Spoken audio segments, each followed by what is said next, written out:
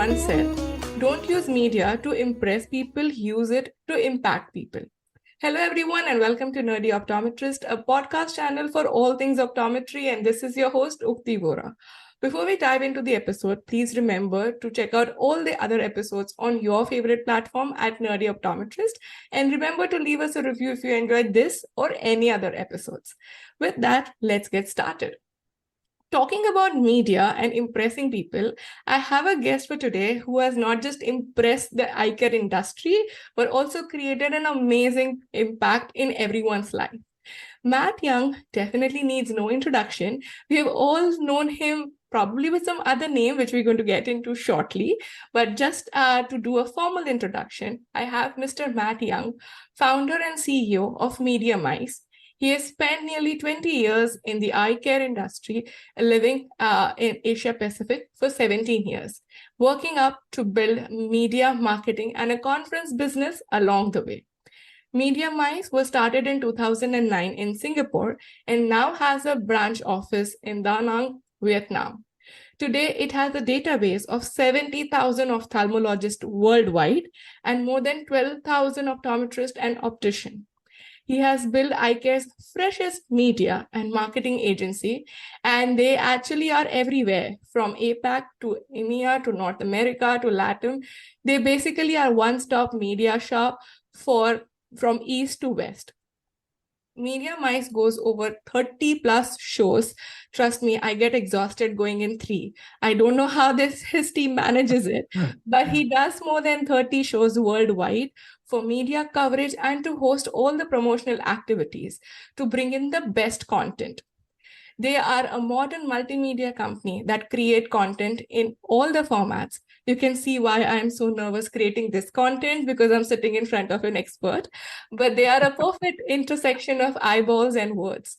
Media Mice has several media partnerships across the world with most prestigious societies like ESCRS, WOC, APOA, and many more. They have a unique brand that is known to explore all aspects of eye care. And as you can see in his background, Media Mice encompasses of Pie Magazine, Cake Magazine, Cookie Magazine, Mice TV, Mice Live, and Cake and Pie Expo. I'm already exhausted talking about the list of all the aspects that they cover. So it's been a huge pleasure and honor to welcome a very interesting and a fun nerd into the nerdy family. A warm welcome, Matt, and it's a pleasure to have you on this episode. Ukti, that was a wonderful introduction. Would you like to be a correspondent here? I don't think we could have done better with our own in-house correspondents for that kind of introduction. That was amazing. Thank you. Absolutely. And trust me, while I was preparing for this, I was very nervous looking at all the content that you already have out there.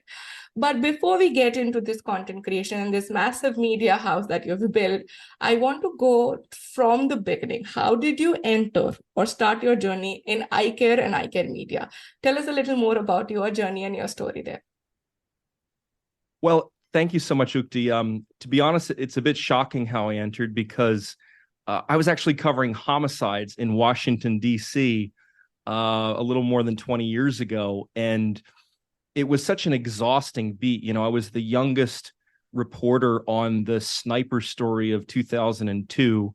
And so I was having to do about 4 stories a day at the time, late into the night, and driving all over the place, and not such a safe beat either. And so I actually saw an advertisement come across my desk for a magazine writer at the American Society of Cataract and Refractive Surgery. And I thought, oh, magazine writing, I can do that. That sounds like lighter deadlines and perhaps more noble work. And so I applied for the job and got the job and made it into eye care, which was a strange but enjoyable beginning compared to what I was doing. It's all destined, that's how we have these sayings at times that you were supposed to be bumped into these articles or openings or this profession. And I have had this established over the last couple of years doing the podcasting, that once you are in the eye care industry, there's no turning back. You are here forever. And we can see that as well in your case. You started just writing an article, and here you have a massive media house covering everything in eye care. So tell us a little more about like from being, say, writing an article to this professional journey that you have embarked. What led to starting this media house and having all these things that you're doing today? Well, life can be such a random walk sometimes. And I remember for the first few years that I was in eye care, I thought it would be a springboard to a glamorous magazine job in New York City or San Francisco. And while I had interviewed at some places, it didn't quite turn out that way. And I was just feeling a little bit like my view of editorial was getting a bit myopic and I needed to break out, so to speak. So I let my associates know at ASCRS, and they suggested that I take a trip to China to cover an eye show in 2005. So I did, and I absolutely fell in love with the witnessing of history in China at that moment in time. This was kind of a golden era of Asia rising. And so to be able to witness that at that moment was incredible. So I ended up freelancing some articles from there and then got a job at a communist news magazine in Beijing. So about a year later, I left off of ASCRS, but kept my hand as an international correspondent for ASCRS. And so still was kind of in the eye care space. And then I started another business related to overcoming cultural barriers to doing business in China, which, as you can imagine, didn't turn out so well. So that was one media escapade, which, it received some accolades from the Wall Street Journal and CNET, but I could never find a way to legally incorporate the business. I was always operating in the shadows, definitely not able to wear color outfits like this at that time. So I decided to actually leave off of that and move down to the Singapore area, where I started up Media Mice in 2009, really dedicated to communicating about my heritage, ophthalmology and eye care. And so I've been doing that ever since. I think that's wonderful. I'm sure that I'm so happy that you still kept that, one aspect involved in eye care, and that kind of made you feel that's going to be your space. And I'm glad you moved to Singapore and we have Media Mice today. But talking about how the first time I read that name, I was like, what is this? But when I spoke to you before this interview, you did tell me a story behind the name and how all these names that you have came up. And that's very interesting and unique. And I have to say, like, while I was studying optometry, most of the trend, I would say a couple of years ago, was like very serious healthcare eye care.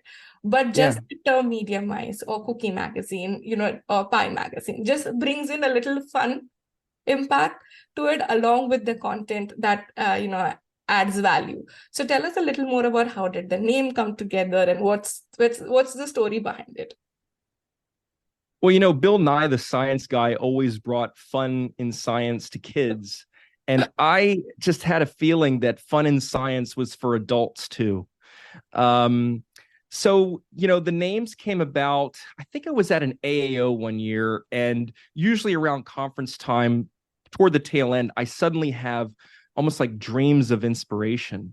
A lot of conference time can be business oriented, but then something often creative happens because with all those conversations and the juices flowing, I find that final day or two just truly when the breakthroughs come. Mm. And so I had this thought about a name for a magazine, Pie Magazine. I think I was hungry for dessert or something that day. And I was playing with the acronyms, posterior segment, innovation, and entertainment. But actually, we had a client that was very interested in supporting Pie Magazine, except he said that the pharma industry probably couldn't support something called entertainment. So he changed that to enlightenment. Oh. Lo and behold, that was actually a good choice because there are many enlightening stories within our field. And then it worked out because our sister publication, when that launched in 2019, Cake Magazine, that stands for Cataract Anterior Segment Kudos and Enlightenment. Well, then you got the E again with enlightenment. And then Cookie, that's our optometric title. That was launched in 2020 amidst the pandemic. That stands for Cool Optometry Optics Kudos Innovation Enlightenment Magazine. So there's something always that should be enlightening about what we do. Absolutely. And trust me, like all the names definitely is a favorite for all the dessert lovers. And I like how you have all the options open from pie to cookie to cake. Like, it will fit in for whatever choice or preferences you have. So I love this name. And when you actually share, I'm like, this makes sense. Well, we thought at one point we were going strong in India and maybe we should have a Gulab Jamun magazine, but the acronym was just too long. Yeah, and I'm sure it won't be as universal as cake and pie. So I'm glad we have cookie pie cake, definitely. But Sure. one other thing which has also inspired, and I have to say this out loud in this episode, to dress up or wear more colorful outfit is something that you always are known in the industry as the funky outfit guy. And trust me, like that's one thing that like helps you stand apart. And of course, the names also reflect your personality in some way where you like to have fun. What is the story behind creating these amazing, visually sensational blazers or the outfits that you come up wearing in the conferences? What's the story there? Well, you've got all the good questions to get these stories out of me today, Ukti. I'm loving it. Back in 2014, we had a content marketing project with Bayer and Google. And the point was we were communicating about the future of clinical vision using Google Glass and an interaction with exhibitions in Zurich and London. Well, because of that, I realized that when I was wearing 4 sets of Google Glass around the world that, maybe my style needed to change. And we were actually operating also in the Malaysian furniture industry of all things. And so there were some designers there that also were kind of starting to advise me on style points. Well, I kind of, let's say, took that to the extreme because in the beginning, I just started experimenting with, I don't know, kind of just, let's just call it more radical styles, stuff that didn't look like a suit.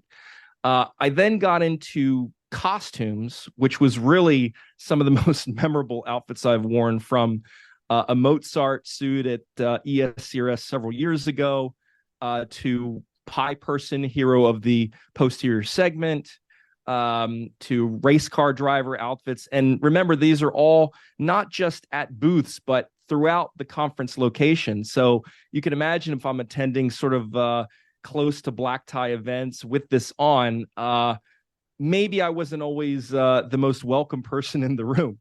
But as a smaller company at that point, it really helped for inbound marketing purposes. I didn't really need to have a large amount of buyers. I just needed to have like the fervent base, so to speak. True. But after acquiring that, it became necessary because our industry still, for the most part, it innovates in terms of medical devices and pharma, but not always so much in the communication space. So some people needed to take it a little slower. I started to modify that approach, I guess, starting in 2017 around the ESCRS in Lisbon, where I happened to come across some fruit patterns in Hoi An, Vietnam, which is just 20 minutes down the street from where I live. And they were being made with like, little collared shirts and shorts at the time. And I thought, well, maybe that could be like patterns on a suit. So I did like full suits, banana suit, strawberry, watermelon. That was great, played really hard. But what worked even more over time was when I dropped, the funky pants, just wore regular pants and had the funky jacket and these wonderful patterns that came out of Hoi An and their boutique tailors. So now I also make a little bit of a funky jacket line and am really enjoying life. And meanwhile, the company is rising to new heights. That's fantastic. And I have to say this, the experiment, I'm sure you went through your own journey of deciding what works, what doesn't work, but your experiment surely inspired many of us to dress up and make the serious conference, in the sense, we're all there to kind of learn and educate, add that smile. Hey, that looks cool. Maybe it's not that black tie or that black suit kind of an event. You can add more colors to it. Anyways, I like how you had also shared, like, you create or wear visually sensational blazers. Being in eye care, who would not like colors, right? Why are we always in like blacks and grays and blues? Oh, so true. And, it has been a journey. And, recently I had the the great opportunity to attend the DOC, which is a Congress in Germany. I believe it was this past July. And, I was told ahead of time, even some years back, oh, German congresses are so boring, snooze. Well, when I got on the show floor, it was nothing like that. It was very dynamic, lots of great colors out there. So the Europeans have really embraced the style, which is, of course, we're really looking forward to that as being the ESCRS official digital media partner to kind of, help support all that color. But it's definitely a changing world now. I'm 43 years old, so, probably close to half the people in our industry are younger than I am now. So, times are changing. But I can definitely say you are inspiring the young and the olds to kind of embrace the style and like bring in the colors and the vibe to these events. So I really love that. And talking about, being a global media house, as you said, like, today you're in Zurich, tomorrow you're in Singapore, then in US. You go around the world. But tell me, what's the best part of being a global media house in the eye care industry? Well, the best fun part personally is living in Da Nang, Vietnam on the beach, and then we call it gate crashing. So basically what that means is, we kind of go through a wormhole, a portal, we crash through some gate out there in the world, spend a week, say, just enjoying that, meeting our friends, conferencing it up, but also enjoying some things on the sideline, and then coming back through the gate, back to our home in Vietnam. And to live a life like that, it's I guess it wasn't exactly designed. I didn't think about doing this as a child, but along the way, taking small steps, it certainly ended up in a very intelligent design, so to speak. And it's a life certainly worth living. That's wonderful. I loved how you come up with like really fun names. I have to have some special sessions with you to kind of, come up with some creative ideas and names of gate crashes because, this is very true that, you can do everything at home, but then you go out in the world, learn and come back and then embrace the new information and the changes and the content that you have brought in. But as fun or beautiful as it sounds, I'm sure you had your roadblocks or your challenges. So in this episode, we don't always talk about the fun part, but we also would like to know what were your roadblocks, what were your challenges, being such a massive, global media company. Yeah, there were many. I think one of the great challenges of my ophthalmic lifetime, so to speak, is that I really started with substance to begin with. The first article that I ever wrote was an award-winning story for the American Society of Business Publication Editors on the impact of a bad number of blades on diffuse lamellar keratitis and an outbreak of that. And, it was a story that I was quite proud of at the time. And I think the substance actually came very easy to me early on. For whatever reason, I just adapted very easily to that. And because I had the substance down so easy, I thought that by pushing stylistically that people would understand, what I was doing. But I think because I wasn't a known entity when I was a substantive person, I was a guy wearing suits and ties and, just another writer. When I tried to push out stylistically, the connection wasn't always made that there was underlying substance. So I think it took years of people understanding who I was beneath the, let's say, the superficialities, which it's not superficial, but, the design aspect, to the depth that resides within. And bringing those two sides together is happening right now, and it's been happening for a while, but I think being able to bring those two together has really boosted everything. And so that has been a critical challenge this whole time. And one other thing that I wanted to kind of have a follow-up question on this is, with so much content out there, right? Like everybody's creating content in some way. How do you stay relevant? Or what is your mantra that you follow to make this content more relevant and more valuable to your viewers? Do you have any tips, tricks, any advice there? Well, one of the closest people to me, my brother, says that I have a wild mind. And so I think that, you know, by harvesting that, that's not such a challenge because I'm quite creative. And so it's not so difficult to come up with possibilities.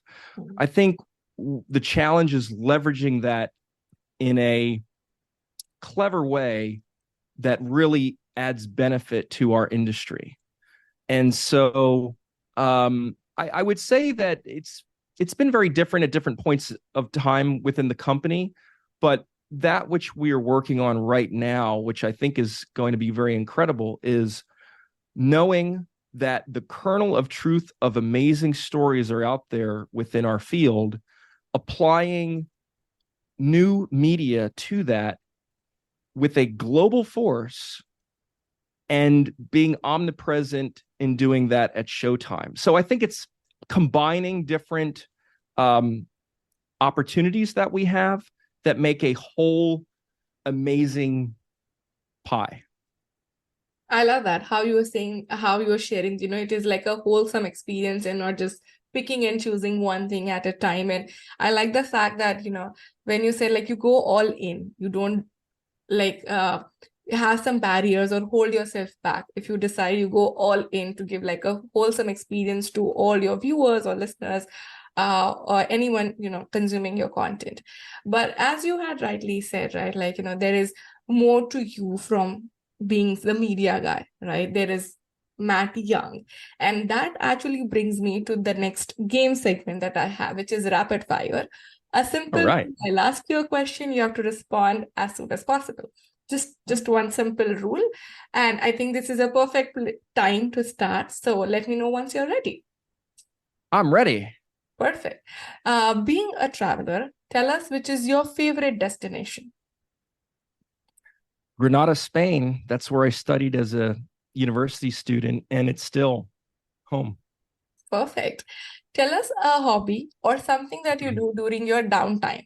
I don't know when you get some time, but whenever. I like whitewater kayaking because it brings a sense of adventure and a little bit wild spirit to what I do in my private life, and that mirrors what I do in my public life. That's wonderful. A fun fact that people don't know about you. I sweat a lot when I'm kickboxing because it's kind of like hot kickboxing yoga environment. And yeah, I leave sweat angels on the floor. True. All right. Your favorite cuisine. Lobster bisque, which I first enjoyed as a boy in Avalon, New Jersey. All right. It's impressive you remember like where. It's definitely one of your favorite dishes for sure. If you could interview someone dead or alive, I know you already do interview, but say someone who you haven't done yet, who would that be and what would you ask? I think I would interview Mahatma Gandhi about his ability to endure in prison for 27 years and still have hope. Wonderful. And if we were to write an autobiography about your journey, what would you like it to have the title? What would you like the title to be? Banana Man. Banana Man. Okay. Perfect. And one thing that you like or dislike about the media? Well, I think the general media can get quite negative, but I think industry media can be quite positive because we're all trying to make a difference for our world. Wonderful. I think you did amazing in the rapid fire round. And we definitely know a little more about your favorite destination, your food, and what we would like to title your autobiography. For anyone who's listening, you had the title, this is your man to write the book and the journey about. Thank you once again, Matt, for sharing your journey and telling us and inspiring us by all your hard work. Before I let you go, can you please share one final takeaway message for all my listeners? Yes. Well, no matter what we put on in our field, we're all carrying some amount of illusion. And I think it's important to try to break through the illusions, whatever they may be, understand the essence, and carry forward to the other side to be of great benefit to our society and our world. Wonderful. Thank you once again. And for all my listeners, I'll be dropping the links of, how you could connect to Matt, and also links about his work and the content along with Media Mice. So do check out their work. It's definitely very inspiring, a lot of fun. As you can see, I had a great time talking to him, and his content also has a lot of enlightenment and a lot of fun. Thank you once again, and it's been a pleasure talking to you. Here's Ukti.